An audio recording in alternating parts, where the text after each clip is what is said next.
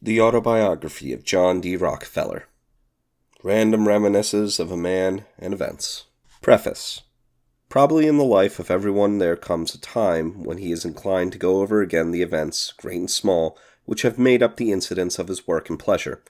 And I am tempted to become a garrulous old man, and tell some stories of men and things which have happened in an active life.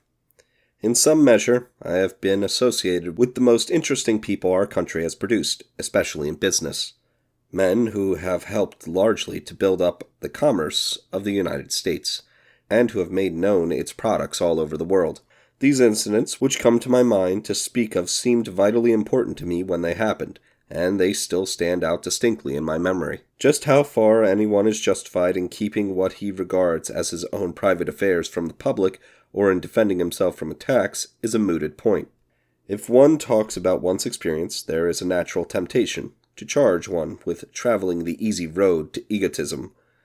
If one keeps silence, the inference of wrongdoing is sometimes even more difficult to meet, as it would then be said that there is no valid difference to be offered.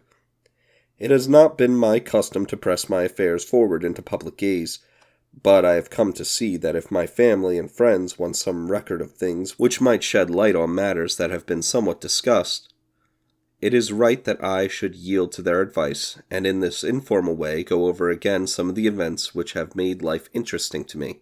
There is still another reason for speaking now.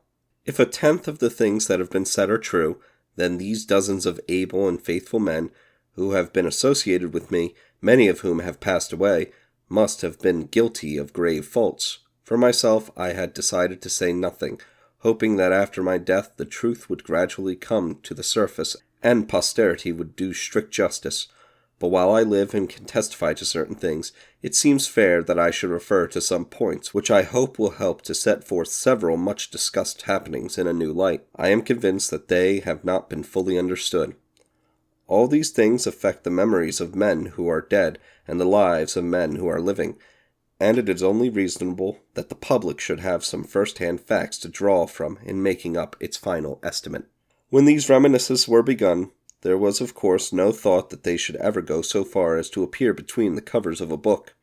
They were not prepared with the idea of even an informal autobiography. There was little idea of order or sequence, and no thought whatever of completeness.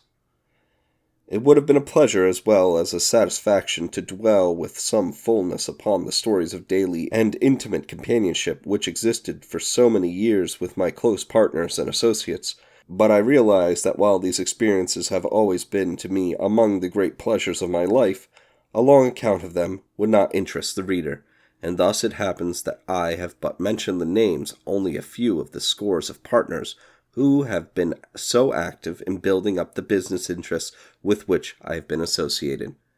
JDR, March 1909.